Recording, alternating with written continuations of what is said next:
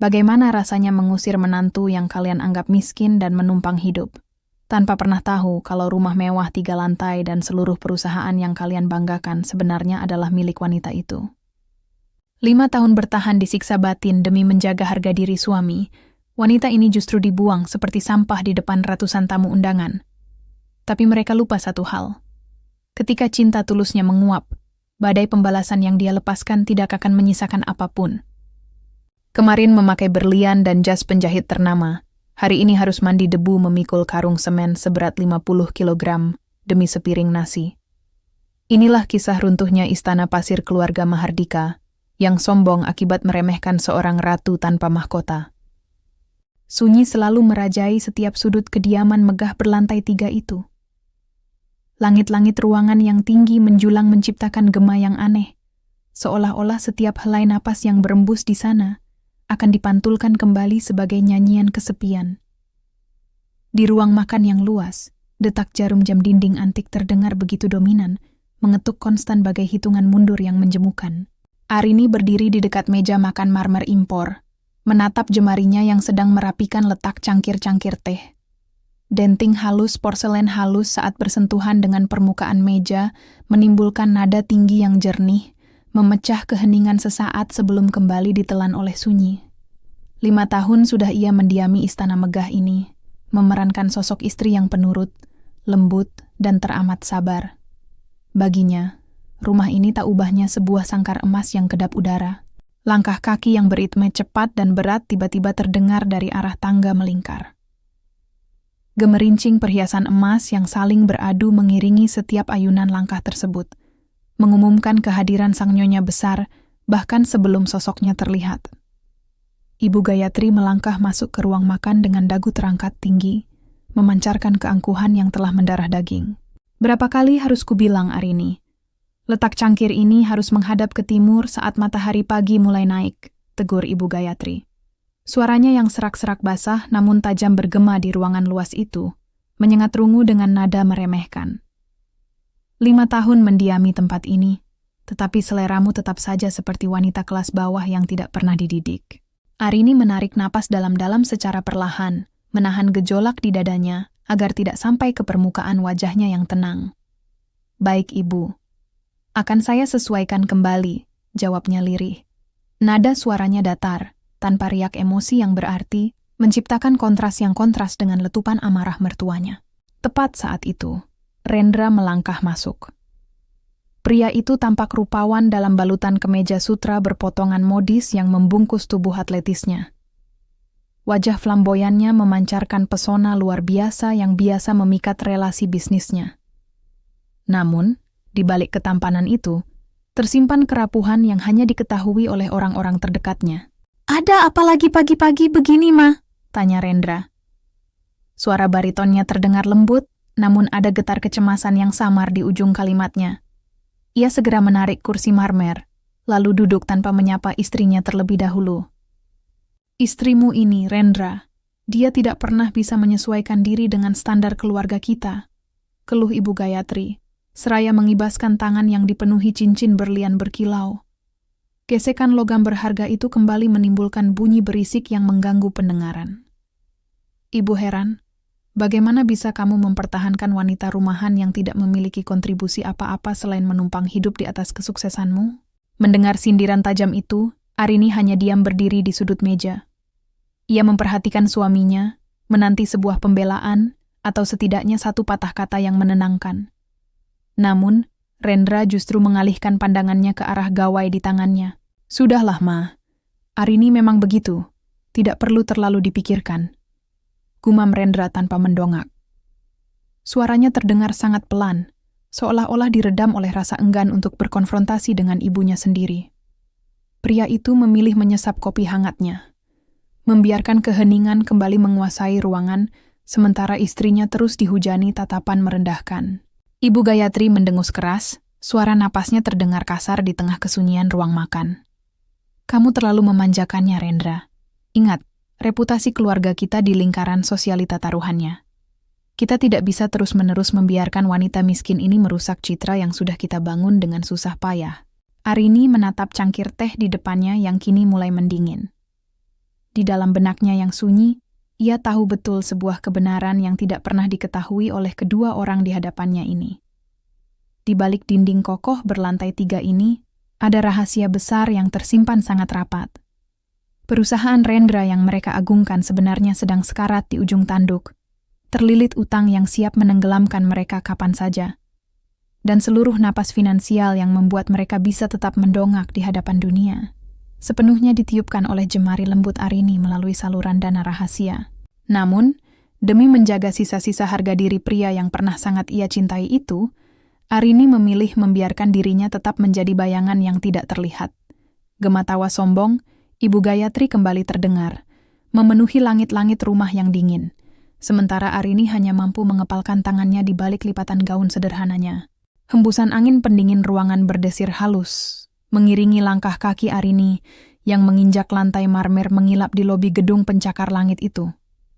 Begitu ia keluar dari kediaman Rendra, aura lesu yang biasa ia tunjukkan seketika menguap, digantikan oleh ketegasan tatapan yang begitu dingin. Ia berjalan melewati pintu kaca ganda, menuju lift privat yang langsung membawanya ke lantai paling atas. Suara denting lift berbunyi lembut sekali, menandakan kedatangannya di sebuah ruang kerja tersembunyi yang berbalut dinding kayu mahoni gelap. Di balik meja kerja besar yang terbuat dari kayu jati kuno, seorang pria paruh baya berjas rapi langsung berdiri. Baskara, pengacara kepercayaan sekaligus penasihat keuangan pribadi Arini, membungkuk hormat dengan takzim. Langkah kakinya yang tenang saat mendekati Arini menimbulkan derit halus dari sepatu kulit buatan Italia yang ia kenakan. "Selamat pagi, Ibu Arini. Senang melihat Anda dalam keadaan sehat," sapa Baskara. Suara baritonnya yang berat dan berwibawa terdengar mantap, memantul di dinding ruangan yang kedap suara itu. "Pagi, Baskara. Bagaimana perkembangan laporan yang aku minta kemarin?" tanya Arini. Nada suaranya kini terdengar begitu berkuasa, sangat bertolak belakang dengan kepasrahan yang ia tunjukkan di hadapan Ibu Gayatri beberapa jam lalu. Baskara menarik sebuah map kulit tebal berwarna hitam. Gesekan kertas-kertas berkualitas tinggi di dalamnya menghasilkan bunyi kemeresik yang memecah keheningan ruangan. Ia meletakkan tumpukan berkas tersebut di hadapan Arini dengan sangat hati-hati, seolah sedang menyajikan rahasia paling berharga di dunia. "Semuanya ada di sini, Ibu," jawab Baskara. Suaranya kini merendah, menyisakan getar keseriusan yang pekat. "Perusahaan suami Anda, Mahardika Group, berada di ambang kehancuran total. Utang mereka kepada bank swasta telah menyentuh angka ratusan miliar rupiah. Tanpa suntikan dana segar dari lembaga keuangan misterius yang Anda kendalikan, mereka seharusnya sudah dinyatakan pailit sejak 2 bulan yang lalu." Arini menyesap teh kamomil hangat yang disajikan di atas meja. Bunyi denting sendok perak yang beradu dengan cangkir kristal terdengar begitu jernih, memotong penjelasan dingin sang pengacara. Ia membolak-balik lembaran kertas laporan keuangan dengan jemarinya yang lentik. Matanya menyusuri grafik pendapatan perusahaan Rendra yang menukik tajam ke bawah bagai garis kematian.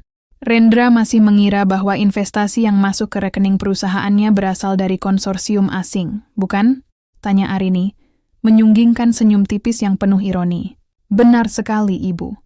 Dia terlalu pongah untuk menyadari bahwa Astraya Capital, pihak yang menyelamatkan bisnisnya berkali-kali, sepenuhnya dimiliki oleh istri yang selalu dia remehkan. Sahut Baskara dengan helaan napas berat. "Saya sungguh tidak mengerti mengapa Anda rela menyembunyikan identitas sehebat ini hanya untuk menjaga harga diri seorang pria yang bahkan tidak sanggup melindungi Anda dari hinaan ibunya sendiri." Suara tawa kecil Arini terdengar begitu hambar, bagaikan gema angin malam yang kering. "Cinta buta seringkali membuat seseorang menjadi bodoh, Baskara. Dulu, aku percaya bahwa ketulusan bisa mengubah tabiat buruk seseorang. Aku ingin dia merasa menjadi kepala keluarga yang sukses, tanpa harus merasa terintimidasi oleh kekayaanku yang bernilai triliunan rupiah." Ia menyandarkan punggungnya pada kursi kulit yang empuk. Suara derit kursi yang berayun pelan terdengar seperti latar belakang dari keputusan besar yang sedang ia timbang di dalam kepalanya. Arini memandang keluar jendela besar yang menampilkan pemandangan kota dari ketinggian tingkat 39. Mobil-mobil di bawah sana tampak sekecil semut, mengingatkannya pada bagaimana ia memandang masalah-masalah kecil yang selama ini ia biarkan menumpuk di rumahnya. "Apakah semua aset properti atas nama kita sudah aman?" tanya Arini lagi. Baskara mengetukkan pena berujung emas ke atas meja, menimbulkan ketukan ritmis yang tegas. "Seluruh dokumen kepemilikan rumah berlantai 3 yang mereka tempati saat ini sudah dialihkan sepenuhnya atas nama Anda pribadi, Ibu. Secara hukum, mereka hanya menumpang di sana. Begitu Anda menarik steker aliran dana, seluruh istana pasir mereka akan runtuh dalam waktu 24 jam. Mendengar penuturan itu, Arini menutup map laporan keuangan tersebut dengan suara ketukan yang cukup keras. Resonansi suara hantaman map itu seakan menandai berakhirnya masa-masa kesabarannya yang tidak dihargai. "Biarkan mereka menikmati kesombongan mereka untuk beberapa hari lagi," ucap Arini dengan suara lirih, namun penuh penekanan yang mutlak. "Pesta ulang tahun Ibu Gayatri yang ke-60 akan diadakan minggu depan. Aku ingin melihat seberapa tinggi mereka bisa mendongak sebelum akhirnya jatuh terhempas ke dasar tanah." Baskara hanya mengangguk patuh, memahami bahwa badai besar sebentar lagi akan segera menyapu keluarga Mahardika, dan Arini adalah pusat dari badai tersebut. Dentang alunan musik klasik, dari gesekan selo dan biola mengalun anggun, memenuhi seisi aula pesta yang berhias pilar-pilar emas. Cahaya lampu gantung kristal memantulkan kilau kemilau yang memantul pada gaun-gaun mewah para tamu undangan. Malam itu, perayaan hari lahir Ibu Gayatri yang ke-60, dihadiri oleh jajaran kaum elit kota. Di tengah keramaian tersebut, tawa renyah dan desas-desus kelas atas melebur menjadi dengung konstan yang memenuhi ruangan berdinding tinggi itu. Arini berdiri tegak dengan gaun malam berwarna biru tua yang anggun namun bersahaja. Di sampingnya, Rendra tampak memukau dengan setelan jas hitam potongan sempurna, sesekali melempar senyum menawan kepada rekan bisnis yang melintas. Namun, kehangatan itu seketika mendingin saat Ibu Gayatri melangkah mendekati mereka. Dengan dagu terangkat tinggi, sang nyonya besar mengibaskan kipas sutranya, menimbulkan embusan angin kecil yang berbau parfum mawar pekat. "Selamat ulang tahun, Ibu," ucap Arini lembut. Langkah kakinya yang maju selangkah diiringi ketukan pelan sepatu hak tingginya yang tenggelam di antara riuh rendah suara tamu. Ia mengangsurkan sebuah kotak beludru merah tua berukuran sedang. "Saya menyiapkan ini khusus untuk Ibu." Ibu Gayatri tidak segera menerima bingkisan tersebut. Matanya menatap kotak itu dengan pandangan meremehkan, sebelum akhirnya meraihnya dengan ujung jemari yang dihiasi cat kuku merah menyala.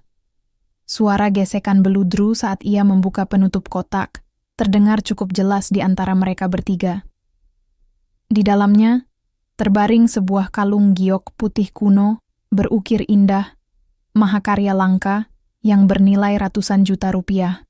Alih-alih kekaguman, sebuah dengusan merendahkan justru lolos dari bibir Ibu Gayatri. Suara tawa sinisnya yang melengking tajam segera memotong dengung musik latar, menarik perhatian beberapa pasang mata di sekitar mereka. "Giok?" tanya Ibu Gayatri dengan nada suara yang sengaja ditinggikan, hingga memantul pada dinding kaca aula. "Dari pasar barang bekas mana kamu mendapatkan benda murahan ini, Arini? Di hari istimewa ini, kamu berani mempermalukan saya dengan mainan anak-anak seperti ini di hadapan rekan-rekan sosialita saya." Bisikan-bisikan miring mulai menjalar bagai lebah di sudut-sudut ruangan. Desas-desus tak sedap itu beresonansi, menciptakan tekanan udara yang menyesakkan di dada Arini. Namun, wajah cantik wanita itu tetap tenang. Tak ada sedikit pun riak kepanikan yang terpancar. Itu adalah giok kekaisaran asli dari dinasti kuno, Ibu. Saya memesannya langsung dari lembaga kurator resmi. Jelas Arini. Suaranya tetap datar dan jernih, memotong prasangka buruk yang mulai berdengung kencang. "Cukup," bentak Ibu Gayatri. Tangannya menghempaskan kotak beludru itu ke atas meja prasmanan di dekat mereka. Benturan keras antara kayu jati meja dan kotak beludru memicu bunyi denting sendok-sendok perak di sekitarnya. Saya tidak butuh penjelasan kosong dari wanita, yang bahkan tidak tahu cara memegang garpu dengan benar saat pertama kali datang ke rumah saya. Jika kamu benar-benar ingin memberi saya kado terbaik malam ini, maka pergilah. Angkat kakimu dari kehidupan putraku, dan jangan pernah tunjukkan wajahmu lagi di hadapan keluarga Mahardika. Kata-kata kejam itu menggantung di udara, bergaung sangat dingin di telinga Arini. Aula seolah mendadak senyap, menyisakan ketegangan yang merayap pekat. Arini memalingkan wajahnya perlahan, menatap pria yang berdiri di sisinya. Suaminya, pria yang dahulu berjanji akan selalu menggenggam tangannya di hadapan badai apapun. Rendra tidak menatap istrinya. Tatapan matanya lurus ke depan, kosong dan penuh kepengecutan. Jemarinya yang memegang gelas kristal tampak sedikit gemetar. Detik berikutnya, terdengar gemercik halus es batu yang beradu dengan dinding gelas saat Rendra memutar whiskinya, lalu menyesap minuman beralkohol itu dalam-dalam tanpa mengucapkan sepatah kata pun. Keheningan pria itu adalah jawaban paling nyaring yang pernah diterima Arini. Pada detik yang sunyi itu, sesuatu di dalam dada Arini pecah tanpa suara. Seluruh sisa kehangatan cinta buta yang ia rawat selama 5 tahun ini menguap sepenuhnya, menyisakan ruang kosong yang dingin dan kokoh. Rasa sakit itu bertransformasi menjadi keteguhan yang mutlak. Arini menarik napas dalam, membiarkan dadanya membusung dengan keanggunan seorang ratu yang sesungguhnya. Ia tidak menangis, matanya yang jernih menatap lurus ke dalam manik mata mertuanya, lalu beralih ke wajah suaminya yang masih menolak untuk melihatnya. "Baik, jika itu yang Ibu dan Rendra inginkan," ucap Arini. Nada suaranya beresonansi dengan ketegasan yang tak tergoyahkan, begitu tenang hingga membuat beberapa tamu di dekatnya tertegun heran. "Saya menerima kado perpisahan ini." Tanpa menunggu balasan, Arini membalikkan badannya. Langkah kakinya yang anggun terdengar mantap di atas lantai marmer, menjauh dari aula pesta yang berkilau namun palsu itu. Ia berjalan pergi dengan kepala tegak, meninggalkan runtuhan pernikahan yang selama ini ia topang sendirian di balik bayangan. Angin malam berembus kencang, menyapu helai rambut hitam Arini, yang terurai indah saat ia melangkah keluar dari lobi hotel tempat pesta berlangsung. Di belakangnya, gema musik gesekan selo yang mewah lambat laun memudar, tergantikan oleh kesunyian malam yang menggigit. Ketukan teratur dari tumit sepatu hak tingginya berbunyi nyaring di atas lantai marmer lobi, beresonansi dengan detak jantungnya yang kini terasa jauh lebih tenang. Tidak ada setetes pun air mata yang jatuh di pipinya. Sepasang manik matanya yang jernih justru memancarkan ketegasan yang tak tergoyahkan, seolah-olah seluruh beban yang selama ini menghimpit pundaknya telah menguap bersama angin malam. Ia memutuskan untuk kembali sebentar ke kediaman megah berlantai 3 itu. Bukan untuk memohon belas kasih atau mengemas pakaian bermerek yang pernah dibelikan oleh suaminya. Bagi sang wanita, semua kemewahan di tempat itu tidak lebih dari sekadar sampah berkilau yang palsu. Ia melangkah masuk ke dalam lobi rumah yang sepi. Sunyi yang biasanya terasa mencekik, malam ini terdengar bagaikan kidung kebebasan yang menyambut kepulangannya. Di atas meja konsol kayu jati di dekat pintu utama, Arini melepaskan cincin pernikahan emas putih yang telah melingkari jarinya selama 5 tahun. Bunyi denting halus logam yang beradu dengan permukaan kaca meja terdengar begitu tajam, seakan menjadi palu hakim yang mengetuk keputusan akhir hubungan mereka yang telah hancur. "Selesai sudah," bisik Arini lirih. Suaranya melebur bersama hembusan angin malam yang menerobos lewat pintu yang terbuka sebagian. Ia melangkah pergi tanpa membawa apapun selain tas tangan kecil miliknya pribadi. Ketika gerbang besi raksasa di halaman depan ditutup oleh penjaga dengan derit gesekan logam yang memekakan telinga, Arini tahu ia telah menutup lembaran kelam hidupnya selamanya. Di ujung jalan yang temaram, sebuah sedan hitam mewah dengan mesin yang menyala halus telah menunggunya. Suara desau rendah dapur pacunya menunjukkan kekuatan mesin berteknologi tinggi yang diredam dengan sangat sempurna. Seorang pria dengan setelan rapi segera keluar dari kursi kemudi dan membukakan pintu belakang dengan takzim.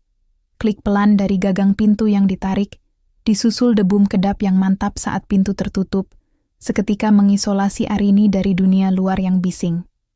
Di dalam kabin yang sejuk dan harum aroma kayu cendana itu, Baskara telah duduk dengan tumpukan dokumen penting di pangkuannya. "Semua berjalan sesuai perkiraan Anda, Ibu?" tanya Baskara.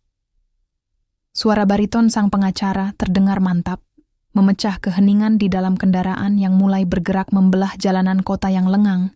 Arini menyandarkan kepalanya pada bantalan kursi kulit yang empuk. Ia menatap lampu-lampu jalanan yang berkelebat cepat di luar jendela kaca yang gelap. Lebih cepat dari yang kubayangkan, Baskara. Ibu Gayatri bahkan tidak sabar menunggu pesta itu berakhir untuk mengusirku dari hadapan rekan-rekan sosialitanya. Baskara mengembuskan napas perlahan, terdengar desis kecil dari sela bibirnya yang menyiratkan rasa heran sekaligus geram. Mereka sungguh tidak tahu siapa yang selama ini memberi mereka makan dan menjaga harga diri mereka. Lalu, apa langkah kita selanjutnya, Ibu? Senyum tipis yang syarat akan keteguhan terukir di sudut bibir cantik wanita itu. Matanya berkilat tajam di bawah temaram cahaya, lampu jalanan yang sesekali menerobos masuk ke dalam kabin. Hari ini, pertunjukan sesungguhnya dimulai. Hubungi seluruh lembaga keuangan mitra kita.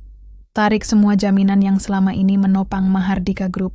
Suara gesekan lembaran kertas tebal terdengar jelas saat Baskara membuka map dokumen di tangannya.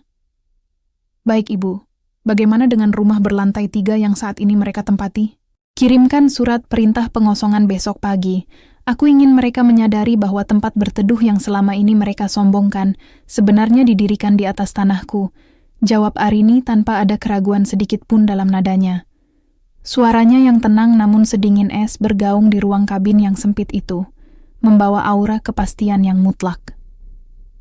Hentikan semua aliran dana tanpa terkecuali. Biarkan istana pasir itu runtuh dengan sendirinya. Baskara mengangguk patuh. Tangannya dengan cekatan mencatat instruksi tersebut pada gawai layar sentuh miliknya, yang sesekali mengeluarkan bunyi ketukan digital yang ritmis.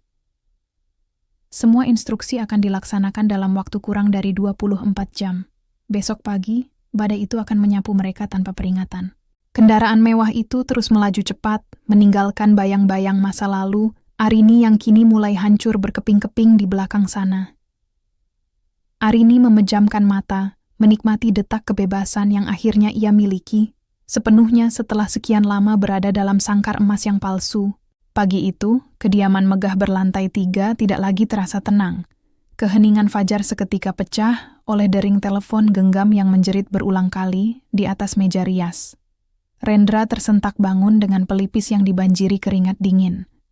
Suara nyaring dari gawai tersebut terdengar bagai lolongan sirene darurat yang menusuk gendang telinganya. Dengan jemari yang gemetar hebat, ia menyambar benda tipis itu dan mendekatkannya ke telinga. "Halo? Ada apa?" tanya Rendra. Suara baritonnya yang biasa terdengar berwibawa kini pecah, menyisakan getar kepanikan yang teramat jelas. Di ujung sambungan, suara manajer keuangannya terdengar terengah-engah, beresonansi dengan keputusasaan yang mendalam. "Pak Rendra, seluruh rekening perusahaan dibekukan oleh Astraya Capital. Investasi asing yang dijanjikan ditarik secara sepihak pagi ini.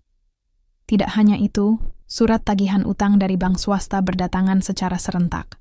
Jika kita tidak melunasi ratusan miliar rupiah dalam waktu 24 jam, perusahaan kita akan dinyatakan pailit." Bunyi klik pelan dari sambungan telepon yang terputus seolah-olah menjadi hantaman palu godam yang menghancurkan kesadaran Rendra. Gelas kristal di tangannya tergelincir, jatuh ke atas lantai-lantai marmer dengan suara dentang pecah yang memekakkan telinga. Butiran kaca halus berserakan, memantulkan cahaya pagi yang muram. Ibu Gayatri melangkah tergesa-gesa memasuki kamar putranya. Gesekan sandal sutranya berdecit nyaring di atas lantai. Wajahnya yang tanpa riasan terlihat pucat, sementara perhiasan emas di pergelangan tangannya saling beradu, memicu bunyi gemerincing yang bising. "Rendra, apa yang terjadi? Mengapa kartu kredit Mama ditolak saat hendak memesan perhiasan tadi?" jerit Ibu Gayatri.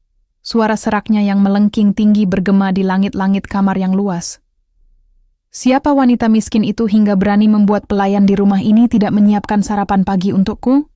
Belum sempat Rendra menjawab, suara ketukan mantap dari pintu gerbang utama di lantai bawah terdengar menggema hingga ke lantai atas.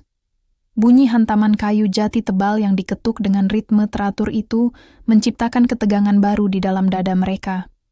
Rendra dan ibunya bergegas turun, langkah kaki mereka yang terburu-buru menimbulkan gema yang gaduh di sepanjang anak tangga melingkar. Di ruang tamu, pintu utama telah terbuka. Berdiri di sana dengan sikap yang sangat tenang, namun mengintimidasi, Baskara, sang pengacara berjas hitam potongan rapi. Di belakangnya, dua pria berbadan, tegap memperhatikan situasi dengan pandangan dingin yang tidak bersahabat. "Selamat pagi, Tuan Rendra dan Nyonya Gayatri," sapa Baskara.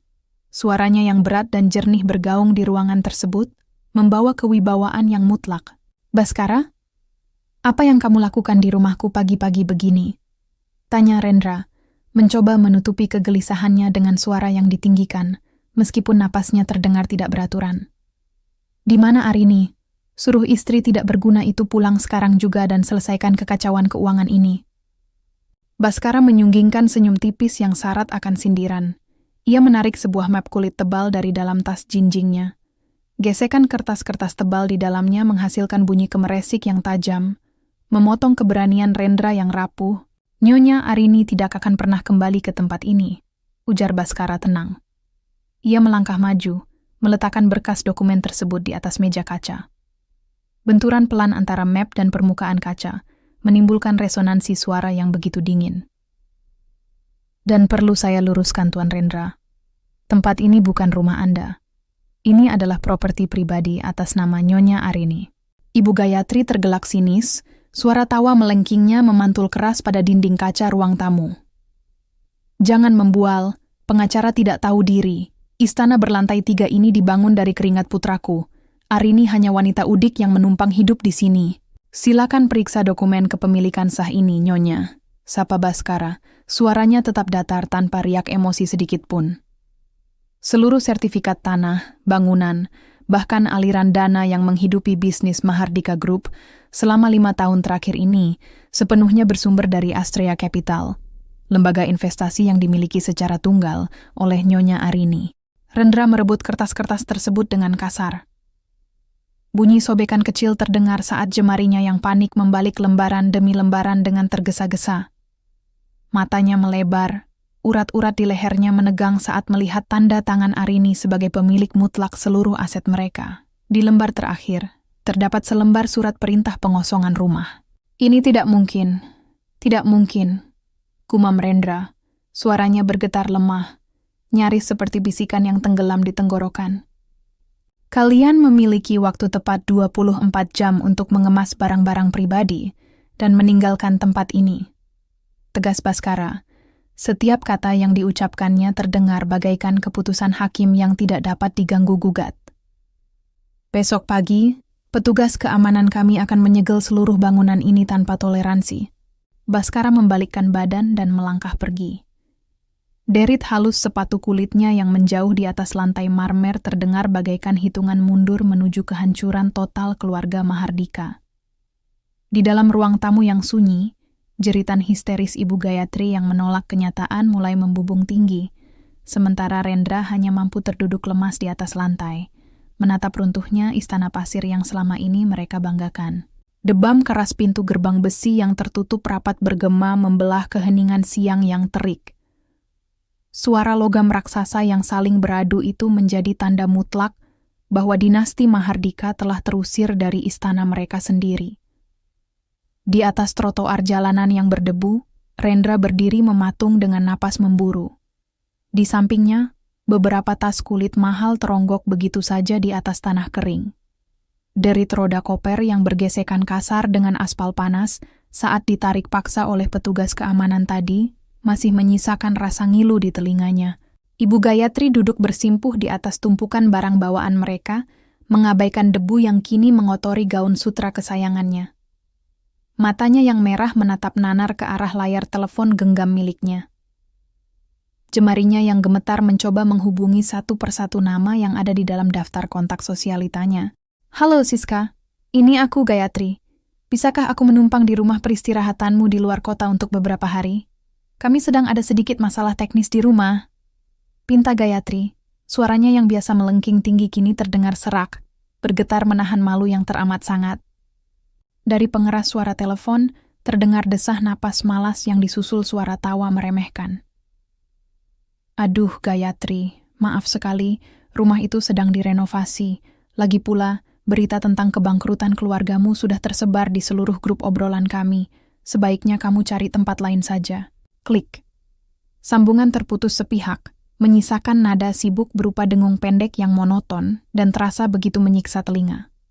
Gayatri mencoba menelepon nomor lain, namun yang terdengar hanyalah suara operator dingin yang menyatakan bahwa nomor tujuan tidak dapat dihubungi.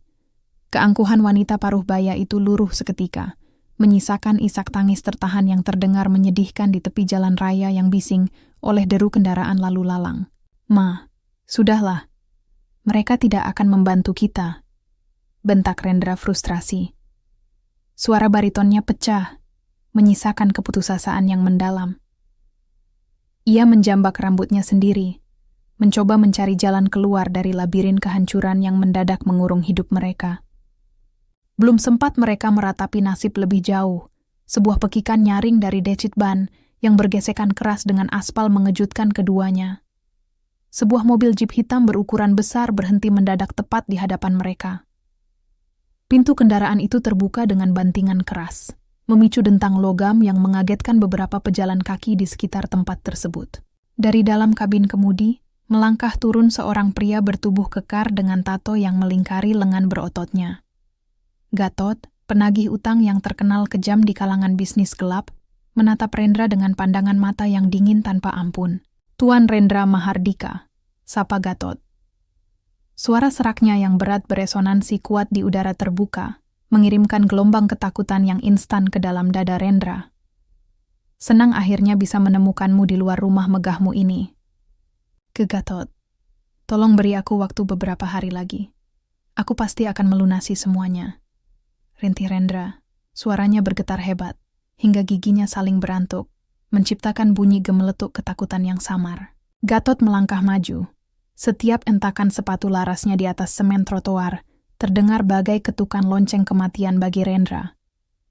Pria kekar itu tiba-tiba melayangkan tamparan keras ke arah kap mobilnya sendiri, menimbulkan suara dentum nyaring yang membuat Gayatri menjerit histeris. 24 jam! Itu waktu yang sudah kuberikan pada manajermu kemarin!" bentak Gatot. Ia mencengkeram kerah ke meja mahal Rendra dengan kasar. Gesekan benang sutra yang robek mengeluarkan bunyi robekan kecil yang tajam di antara mereka. "Utang perusahaanmu bernilai ratusan miliar rupiah, dan hari ini bunganya sudah berjalan. Jika besok pagi aku tidak melihat uang itu masuk ke rekeningku, aku pastikan hidup kalian berdua tidak akan pernah tenang di kota ini." Gatot menghempaskan tubuh Rendra hingga pria flamboyan itu jatuh tersungkur di atas aspal panas. Lututnya bergesekan kasar dengan kerikil tajam hingga mengeluarkan darah segar. Dengan tawa bergemuruh yang terdengar sangat keji, Gatot kembali masuk ke dalam mobilnya. Kendaraan itu melesat pergi, meninggalkan kepulan asap knalpot yang pekat dan bau gosong karet ban yang menyesakkan dada. Malam pun jatuh menyelimuti kota, membawa udara dingin yang menusuk tulang. Rendra dan ibunya kini terduduk lemas di bawah kolong jembatan layang yang gelap. Suara gemuruh roda kendaraan yang melintas di atas kepala mereka menciptakan resonansi getaran yang tiada henti, berpadu dengan suara perut mereka yang mulai meronta kelaparan. Tidak ada lagi sisa kemegahan dari keluarga Mahardika. Yang tersisa hanyalah dua raga yang menggigil di atas selembar kardus bekas, menatap kegelapan malam dengan penyesalan yang mulai merayap pelan di dalam dada. Deru bising mesin pengaduk semen yang berputar konstan merajai seluruh area proyek pembangunan gedung bertingkat itu. Suara raungan mesin berbahan bakar solar tersebut berpadu dengan denting sekop baja yang beradu keras dengan tumpukan kerikil kasar. Di tengah kepulan abu-abu yang terbang tertiup angin kencang, Rendra berdiri dengan tubuh yang gemetar menahan beban yang teramat sangat. Pundaknya yang dahulu selalu terbungkus, jas potongan penjahit ternama, kini dipaksa memikul karung semen seberat 50 kg yang terasa bagai bongkahan batu gunung. Suara sobekan kertas tebal pembungkus semen terdengar tajam saat ia mengoyaknya dengan tangan telanjang yang kini dipenuhi kapalan dan luka gores. Serbuk halus yang pekat seketika membubung, memicu batuk kering yang parau dari tenggorokannya yang gersang. Tidak ada lagi sisa ketampanan seorang pria flamboyan. Wajah Rendra kini kusam, tertutup lapisan daki bercampur keringat dingin yang mengucur deras membasahi kaos oblongnya yang telah robek di beberapa bagian. Di sudut area proyek yang lain, Di bawah bayang-bayang pilar beton setengah jadi, seorang wanita paruh baya tampak sedang menyapu sisa-sisa reruntuhan batu bata. Ibu Gayatri, sang mantan ratu sosialita yang dahulunya gemar memamerkan kilau berlian di jemarinya, kini menggenggam erat gagang sapu lidi yang kasar. Ayunan tangannya terasa begitu lambat dan lemah. Setiap kali sapunya menggesek lantai semen yang berdebu, terdengar derit gesekan yang memilukan, seiring dengan helaan napasnya yang putus-putus. Keangkuhannya telah luruh sepenuhnya, digantikan oleh sorot mata yang kosong dan redup. "Woi, kuli baru, jangan malas-malas, cepat bawa adonan itu ke atas!" Teriak seorang mandor berbadan tambun, suaranya yang cempreng melengking keras melampaui kebisingan mesin-mesin proyek. Bentakan itu disertai dengan hantaman keras sebilah kayu pada tiang besi penyangga, menimbulkan bunyi dentang nyaring, yang seketika membuat Rendra tersentak ketakutan. Dengan langkah kaki yang menyeret lelah, ia berusaha mengimbangi ritme kerja yang begitu menyiksa fisik manusianya. Gesekan kasar sol sepatu karetnya yang tipis di atas semen kasar terdengar bagaikan hitungan mundur dari sisa kekuatannya yang kian menipis. "Rendra!" panggil Ibu Gayatri, dengan suara yang teramat lirih, nyaris tenggelam dalam riuh rendah suasana kerja di sekeliling mereka. Wanita tua itu berjalan mendekati putranya, melangkah tertatih-tatih sembari memegangi pinggangnya yang terasa encok. "Mama sudah tidak kuat lagi, Nak. Dadaku sesak sekali menghirup udara kotor ini." Rendra menghentikan langkahnya sejenak, menurunkan karung semen di pundaknya ke atas tanah, dengan debum berat yang memicu kepulan debu baru di sekitar kaki mereka. Ia menatap ibunya dengan tatapan penuh penyesalan yang mendalam. "Bertahanlah sebentar lagi, Ma. Kita butuh uang ini untuk membeli makan malam. Jika kita berhenti sekarang, mandor kejam itu tidak akan membayar upah harian kita. Tapi perhiasan kita, rumah kita, mengapa hidup kita harus berakhir sehina ini?" Ratap Ibu Gayatri, bulir air mata mulai membasahi pipinya yang berkerut dan kotor, menciptakan garis-garis bersih di tengah sapuan debu abu-abu yang menempel di wajahnya. "Cukup, Ma, jangan bahas masa lalu lagi," potong Rendra dengan nada suara yang sedikit meninggi namun syarat akan keputusasaan. "Semua itu sudah hilang. Istana kita sudah hancur karena kesombongan kita sendiri." Belum sempat sang ibu membalas, suara langkah sepatu laras yang berat kembali mendekat ke arah mereka. Ketukan tegas dari sol sepatu kulit sang mandor di atas lantai beton terdengar mengancam, membungkam percakapan pilu di antara ibu dan anak tersebut. Malah mengobrol, "Kalau tidak mau kerja silakan pergi, masih banyak orang di luar sana yang mengemis untuk mendapatkan pekerjaan ini." Damprat sang mandor dengan pandangan mata yang merendahkan. Rendra buru-buru membungkukkan badannya, menekan sisa-sisa harga diri yang pernah ia agungkan setinggi langit ke titik paling dasar. "Maaf, Pak, kami akan segera melanjutkan pekerjaan." Sore hari pun tiba, ditandai dengan bunyi sirin proyek yang melolong panjang, mengumumkan akhir dari jam kerja yang menyiksa. Satu persatu pekerja mengantre di depan meja kayu lapuk milik mandor untuk menerima upah harian mereka. Suara gemerisik beberapa lembar uang kertas yang lusuh terdengar begitu nyata saat mandor melempar uang tersebut ke atas meja. Rendra menerima 3 lembar uang pecahan Rp10.000 dengan tangan yang bergetar.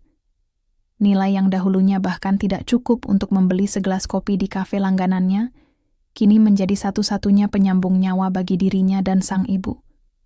Di bawah temaram cahaya langit senja yang mulai meredup, mereka melangkah keluar dari area proyek dengan sisa tenaga yang nyaris habis. Suara batuk kering Ibu Gayatri yang terdengar semakin kerap dan berat mengiringi langkah kaki mereka menuju jalanan kota yang dingin, membawa bayang-bayang penderitaan yang tampaknya belum akan berakhir dalam waktu dekat. Kegelapan malam terasa semakin mencekam saat hujan deras mengguyur atap seng berkarat dari gubuk sewaan yang sempit itu. Di dalam ruangan yang lembab dan berbau tanah basah, suara tetesan air yang bocor menghantam kaleng bekas dengan bunyi ketukan yang tidak beraturan, menciptakan irama yang menyiksa akal sehat. Di atas dipan kayu yang lapuk, tubuh Ibu Gayatri menggigil hebat di balik selembar selimut tipis yang telah memudar warnanya. Napas wanita tua itu terdengar begitu berat, berupa tarikan yang pendek dan berbunyi mengorok halus dari tenggorokannya yang menyempit. Suhu tubuhnya meningkat drastis. membakar kulitnya yang kini terlihat sangat kusam dan berkerut.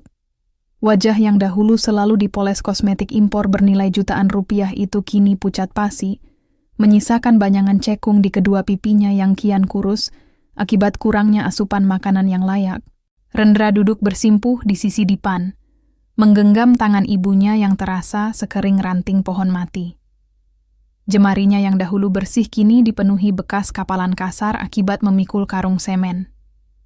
Air matanya luruh tanpa suara, jatuh membasahi punggung tangan sang ibu, menciptakan kehangatan sesaat yang langsung menguap oleh dinginnya malam. "Ma, bertahanlah. Aku mohon, jangan tinggalkan aku sendiri," bisik Rendra dengan suara yang parau, bergetar menahan ketakutan yang teramat sangat. Namun Ibu Gayatri hanya mampu membalas dengan igauan yang tidak jelas, disusul oleh batuk kering yang keras hingga membuat dadanya yang kempis berguncang hebat. Keadaan ini membuat Rendra panik setengah mati. Ia merogoh saku celananya yang dekil, mengeluarkan beberapa keping koin dan selembar uang kertas bernilai Rp5.000 yang sudah lecek. Hanya itu sisa upah kerjanya hari ini. Jumlah yang sangat tidak berarti untuk membawa ibunya ke klinik terdekat, apalagi membeli obat-obatan yang layak. Keputusasaan yang memuncak akhirnya menuntun langkah kaki Rendra membelah badai malam. Dengan tubuh yang basah kuyup dan gemetar menahan dingin, ia berlari tanpa arah di sepanjang trotoar yang sepi, sebelum akhirnya tujuannya menjadi jelas. Hanya ada satu orang yang bisa menyelamatkan ibunya saat ini. Keesokan paginya, di lantai paling atas gedung pencakar langit, Astraya Capital, keheningan ruang kerja Baskara yang mewah dipecah oleh kedatangan Rendra yang tidak terduga. Penjaga keamanan di lantai bawah sempat menahannya, namun Rendra yang sudah kehilangan kewarasannya terus meronta, hingga akhirnya ia berhasil menerobos masuk ke dalam ruangan sang pengacara. Langkah kaki Rendra yang diseret menimbulkan bunyi decit yang kontras di atas lantai granit mengilap. Penampilannya sangat mengenaskan, kaosnya yang robek masih basah oleh sisa hujan semalam, wajahnya kuyu, dan tatapan matanya menyiratkan kehancuran jiwa yang teramat dalam. Baskara yang sedang memeriksa dokumen di balik meja jati besarnya mendongak. Bunyi ketukan pelan pena emasnya yang terhenti di atas permukaan meja seketika menegaskan kewibawaan di dalam ruangan ber-AC tersebut. Pengacara paruh baya itu menatap Rendra dengan pandangan dingin yang datar, tanpa ada rasa terkejut sedikit pun. "Tuan Rendra Mahardika, keberanian Anda sangat luar biasa untuk datang ke tempat ini dengan kekacauan seperti itu," ucap Baskara. Suara baritonnya yang berat dan mantap bergema pelan di dinding ruangan yang kedap suara. Rendra tidak membalas dengan kemarahan seperti yang biasa ia lakukan dahulu. Keangkuhannya telah terkikis habis oleh penderitaan. Di hadapan pengacara yang dahulu selalu ia maki, lutut Rendra mendadak lemas. Debum keras terdengar saat kedua lutut Rendra menghantam lantai marmer yang dingin di depan meja Baskara. Pria flamboyan yang dahulu selalu mendongak congkok itu kini bersujud dengan dahi menyentuh lantai. Bahunya berguncang hebat seiring dengan tangisan histeris yang akhirnya pecah tanpa bisa ditahan lagi. "Baskara, aku mohon. Tolong aku." Rintih Rendra, suaranya teredam oleh lantai, menyisakan getaran parau yang menyedihkan. "Ibuku sedang sekarat di gubuk derita kami. Dia tidak bisa bernapas, tubuhnya sangat panas. Aku tidak punya uang sepeser pun untuk membawanya ke rumah sakit." Baskara menyandarkan punggungnya pada kursi kulit yang berderit halus. "Lalu, apa hubungannya denganku atau dengan klienku, Nyonya Arini? Bukankah kalian yang menginginkan kepergiannya?" Mendengar nama Arini, tangisan Rendra semakin keras. Rasa penyesalan yang teramat dalam mencengkeram dadanya bagai diremas tangan besi. "Aku tahu kami bersalah. Kami telah bertindak kejam dan buta. Aku rela menandatangani surat perceraian itu sekarang juga. Aku rela melepaskan apapun yang tersisa dari diriku. Jadikan aku budakmu, atau penjarakan aku atas utang-utangku. Aku tidak peduli, tapi aku memohon padamu. Selamatkan ibuku terlebih dahulu." Suara isak tangis Rendra yang memohon belas kasihan terus mengalun di ruang kerja yang sunyi itu, menjadi saksi bisu dari runtuhnya sisa-sisa harga diri terakhir yang pernah ia agungkan setinggi langit. Baskara hanya menatap pria yang bersujud di bawahnya dengan pandangan yang sulit diartikan, sementara gawai di tangannya yang menyala diam-diam sedang menyambungkan panggilan suara dengan seseorang di ujung sana yang mendengarkan seluruh pengakuan pilu tersebut dalam keheningan yang dingin. Di lantai tertinggi gedung pencakar langit yang menjulang ke angkasa, keheningan yang menyelimuti ruang kerja Arini terasa sangat berbeda. Bukan lagi sunyi yang mencekik batin seperti masa lalunya, melainkan kedamaian sejati yang menenangkan jiwa. Sayup-sayup terdengar deru halus mesin penyaring udara yang bekerja konstan, berpadu dengan ketukan rintik gerimis tipis yang membentur dinding kaca tebal di belakangnya. Arini berdiri menghadap panorama metropolitan yang terbentang luas, menyesap perlahan teh kamomil hangatnya. Bunyi klik pelan saat cangkir keramik itu diletakkan di atas meja kaca, seolah menyambut kehadiran Baskara yang baru saja melangkah masuk dengan langkah kaki yang tenang. Gesekan halus sol sepatu kulit Baskara di atas lantai kayu ek yang mahal mendadak terhenti beberapa langkah di belakang tempat Arini berdiri. Pengacara paruh baya itu membungkuk takzim, memegang sebuah map kulit berwarna coklat tua di tangan kirinya. "Ibu Arini," sapa Baskara. Suara baritonnya yang berat terdengar begitu jernih, memecah keheningan ruangan tanpa merusak ketenangan yang ada di sana. Arini membalikkan tubuhnya dengan anggun, membiarkan rambut hitamnya berayun lembut di bahu. "Bagaimana perkembangannya, Baskara? Apakah Rendra mendatangi kantor Anda?" Baskara mengembuskan napas perlahan, memicu desis halus yang menyiratkan keprihatinan yang mendalam. Ia membuka map di tangannya, membiarkan bunyi kemeresik kertas berkualitas tinggi terdengar jelas di antara mereka berdua. "Benar, Ibu. Pria itu datang dalam kondisi yang sangat memprihatinkan semalam. Dia bersujud di lantai marmer, menangis histeris hingga suaranya serak tanpa sisa harga diri. Ibu Gayatri saat ini sedang sekarat di sebuah gubuk, sewaan akibat gizi buruk dan infeksi paru-paru yang parah. Rendra bahkan memohon agar saya memenjarakannya, asalkan ibunya bisa mendapatkan penanganan medis segera." Jelas Baskara dengan nada suara yang tertata rapi. Mendengar laporan itu, tidak ada kilat kepuasan atau dendam di sepasang manik mata Arini yang jernih. Wanita itu justru terdiam, menatap butiran air hujan yang perlahan bergulir turun di permukaan luar kaca jendela. Di dalam benaknya, memori tentang 5 tahun pernikahan yang penuh caci maki sempat berkelebat, namun kali ini ingatan tersebut tidak lagi menimbulkan rasa sakit yang menusuk. Kebencian yang dahulu sempat membakar dadanya kini telah padam, menyisakan abu yang dingin. "Menyimpan dendam hanya akan membuatku tetap terikat dengan mereka, Baskara," bisik Arini lirih. Nada suaranya bergaung dengan ketulusan yang murni, sangat lembut namun syarat akan ketegasan batin. "Aku ingin bebas sepenuhnya, dan kebebasan sejati hanya bisa kuraih jika aku melepaskan semua rasa benci ini." Baskara mengangguk perlahan, menunjukkan rasa hormat yang mendalam atas kedewasaan emosi wanita di hadapannya. "Lalu, apa yang Anda instruksikan untuk saya lakukan sekarang, Ibu?" Arini melangkah mendekati meja kerjanya, mengambil pena berujung emas miliknya.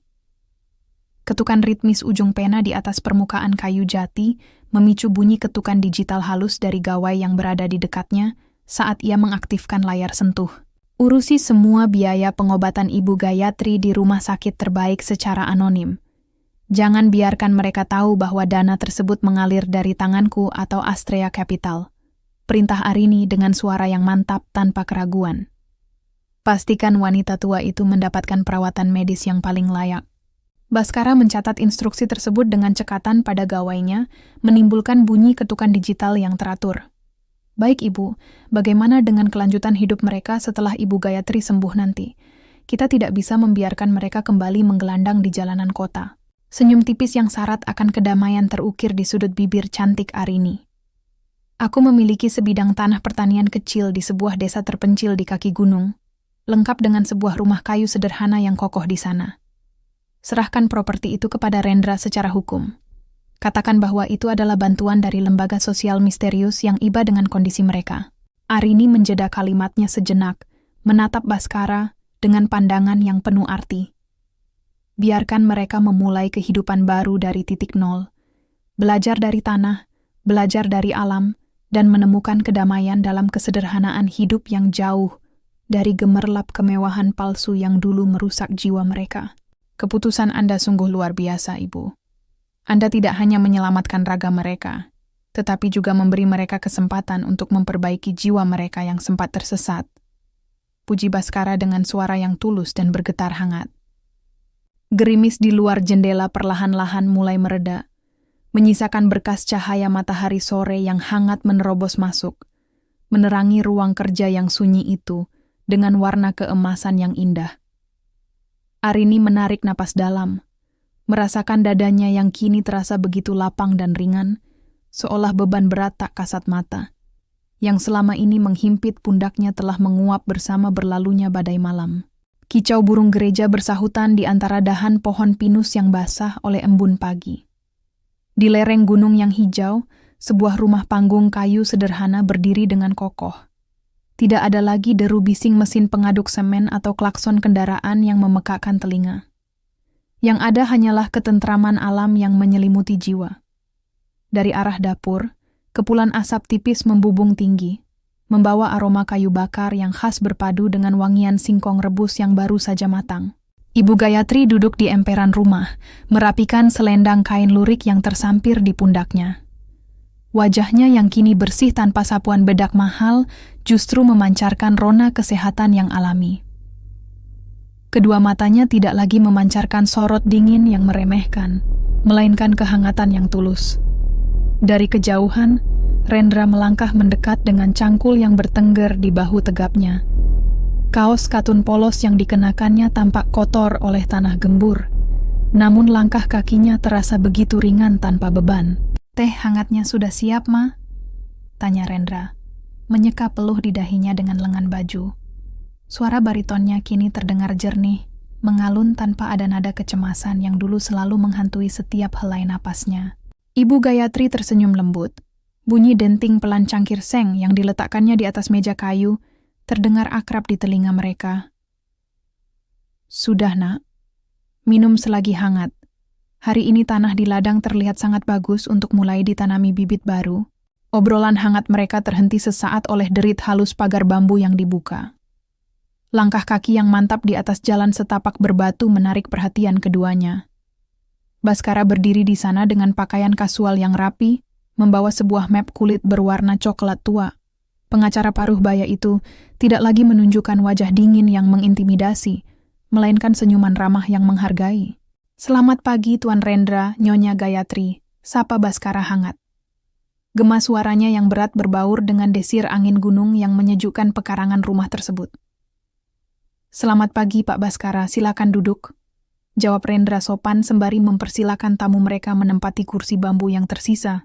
Baskara membuka map tersebut, memicu bunyi kemeresik lembaran dokumen resmi yang begitu familiar di telinga mereka. Di dalamnya terdapat surat keputusan perceraian yang telah disetujui secara hukum oleh pengadilan. Rendra memandangi lembar demi lembar kertas putih itu. Detak jantungnya berdenyut normal, tidak ada lagi rasa sesak, gengsi, atau amarah yang tersisa di dalam dadanya. Ia meraih pena yang disodorkan Baskara. Goresan ujung pena di atas kertas tebal itu memicu suara gesekan halus yang mantap, mengakhiri ikatan pernikahan 5 tahun yang penuh dengan kepalsuan. Dengan goresan tinta tersebut, Rendra melepaskan Arini sepenuhnya, mengembalikan kebebasan wanita yang selama ini ia sia-siakan. "Sampaikan permohonan maaf dan rasa terima kasih kami, yang tidak terhingga kepada Arini, Pak Baskara," ucap Rendra tulus. Suaranya sedikit bergetar oleh keharuan yang mendalam. "Tempat ini, kesederhanaan ini, adalah penyelamat jiwa kami yang sesungguhnya." Ibu Gayatri mengangguk setuju, matanya berkaca-kaca menatap hamparan hijau di hadapan mereka. "Kami akhirnya belajar bagaimana caranya menjadi manusia yang bersyukur di sini." Di saat yang sama, beratus-ratus kilometer jauhnya di ibu kota, keheningan menyelimuti helipad yang terletak di puncak gedung pencakar langit Astraya Capital. Langit sore yang bersih memamerkan semburat warna jingga yang menawan di ufuk barat. Arini berdiri di dekat pembatas kaca tebal, membiarkan angin kencang menerbangkan rambut hitam panjangnya yang berkilau. Ketukan teratur dari tumit sepatu hak tingginya berbunyi nyaring di atas lantai beton dek luar, menciptakan irama kemandirian yang mantap. Di tangannya, sebuah gawai baru saja menampilkan pesan singkat dari Baskara yang menyatakan bahwa seluruh proses administrasi telah selesai dengan mutlak. Arini mengembuskan napas panjang. Desau angin yang bertiup kencang, seolah membawa pergi sisa-sisa debu masa lalu yang pernah menyesakan dadanya. Tidak ada kesedihan, tidak ada kepedihan, dan tidak ada lagi bayangan rasa benci yang tersisa. Wanita itu tersenyum lepas, sebuah senyuman murni yang memancarkan pesona kebahagiaan sejati. Di bawah kakinya, megahnya kota metropolitan membentang luas tanpa batas. Namun kini, ia tidak lagi memerlukan dinding istana emas atau topeng kepalsuan untuk membuktikan siapa dirinya. Arini melangkah maju dengan kepala tegak, siap mengarungi lembaran baru kehidupannya sebagai penguasa tunggal atas takdir dan kebahagiaannya sendiri. Kalau kalian berada di posisi Arini, apakah kalian akan tetap membiayai pengobatan mertua yang kejam itu secara anonim, atau membiarkannya menerima karma sampai akhir? Tulis opini jujur kalian di kolom komentar.